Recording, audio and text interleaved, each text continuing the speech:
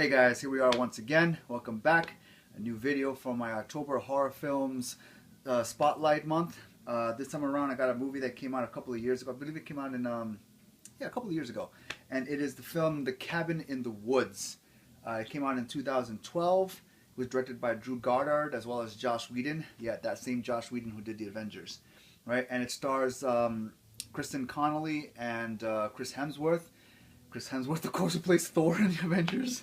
So, basic premise, synopsis of this film is that the governments of the world basically hold these kind of real ritualistic type of killings in their unique countries, where they bait teenagers to go off into either the setting always differentiates if you watch the film, because it shows you basically some of the other settings, but for the primary purpose of this particular film, especially for how the American government deals with it, these teenagers are going up to a cabin up in the woods to spend a weekend there to have fun and all.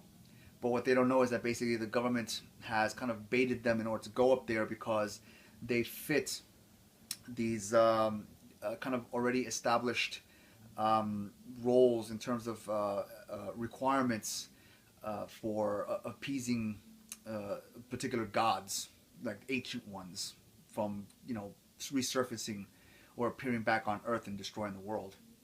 So what happens is that these kids are there and they're messing around with stuff, and of course the two guys that are running the show for them start putting the the grand scheme into play.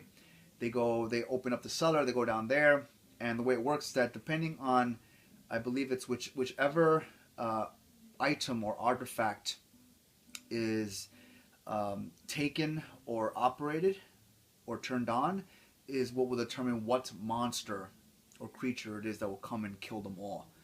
And like I said before, I believe there's a particular order, with how the each member in the group has to be killed. And like I said, because for the ritual killings, they have to kill certain archetypes. Like I believe that there's the Joker, there's the athlete, there's the virgin. Those are the only ones I can remember. I think there may be like 2 or 3 more, so there might be a total of 5 or 6 that of the archetypes that have to be killed in a certain order, I believe, or maybe the order doesn't really even matter. But in other words, they have to be slain in order to be able to satiate the god that resides in that area to prevent it from resurfacing. So that happens, the monster gets unleashed, and the group starts getting killed slowly, but eventually they discover the entrance to the underground labs, and they go down there and they pretty much witness that there's this huge government operation going on, and they have all these containment units where you see all these different mythical creatures and other monsters that they didn't know existed, but they actually do. And they're the means to whatever the ends are, to be able to appease the gods or whatnot. And everything goes haywire once they discover what's going on, and they manage to break in and kind of like sabotage the whole thing. So all hell breaks loose, all the monsters, get unleashed, and it all leads into a very interesting climax at the end, which I found to be, very thought-provoking and very interesting. So that's basically the premise for the film in a nutshell. I'm not giving away too much. For those of you that have seen the film, you know what happens, what I'm talking about. For those that don't, it's really interesting. It was directed fairly, really well. The writing was really good for a horror film. Again, going back to, who directed it and whatnot. And it's something that I feel that's I think more horror movies should actually borrow from, in terms of, again, just providing an interesting storyline for how, just for a premise to set up, why, the creatures exist. And what they're being used for. Even though that's the sci-fi aspect of it. But I think it could have the more interesting aspect of the film is the mythological one. Again, the creatures exist because they're supposed to appease, a far more ancient, more sinister being, and they're trying to prevent it from either rising, or they're trying to make it rise anyway, regardless of what it is. There's different ways I think you can look at the premise behind this film and what happens anyway. So that's pretty much it. I found that so interesting. I even want to make a comment that I felt like the original Resident Evil movie could have been done in the same manner as this movie was done. basically because of the way the house represents is the facade, and then you go into the underground and you really find out what's going on, with what's being kept there. So I kind of felt like that whole thing, could have been how Resident Evil could have been done. And the blood effects, the scariness of the creatures in there are really effective, really good, and I really enjoyed that so much, And I think the one thing that I enjoyed about this movie was, again, that whole aspect of the ancient ones, that they knew that it existed. They kept it secret, of course, from the public, but unknown to the public is that they kept it under wraps because they were doing these things in order to prevent it from unleashing itself and being made aware to the public.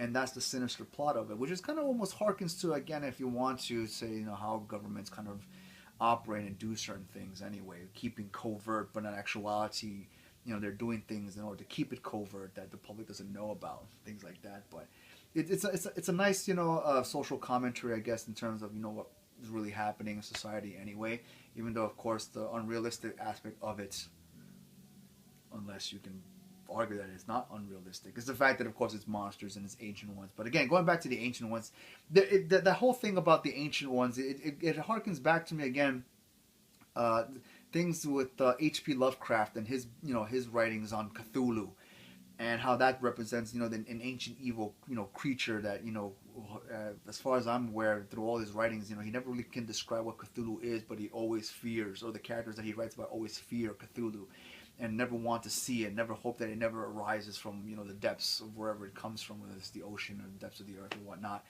And this one kind of reminded me of that, and it reminded me of other things. I was kind of like, there should be more movies that deal with, ancient beings like Cthulhu or Chiturga or Mantarok, things like that, like ancient, demon monsters and things like that. So, but overall, guys, I mean, I really did enjoy this movie a lot. There was a lot of surprising things that really kind of caught me off guard, as and I found them to be really entertaining, really enjoyable. That just made this whole horror film a real enjoy to watch. So I definitely say, pick this up. Definitely watch it if you haven't done so already. It's something that you'll definitely get a kick out of. It's a lot of fun, actually, and it's very rare that I say that there are certain horror films that come out recently that I found really enjoyable and really thought provoking and well written, because there's something else underneath it other than just basic splatter and blood and things like that. And this is one of those films, that I say, yeah, definitely, it has that thing. It has that it, right? So, guys, definitely, you check out Cabin in the Woods if you haven't done so already, guys, all right? So, again, as always, I hope you enjoyed it. Leave me comments on what you think about this film and anything else that might be similar in premise to this particular film, guys, all right? So, until the next time, guys, stay cool, keep watching films, and I'll check you out.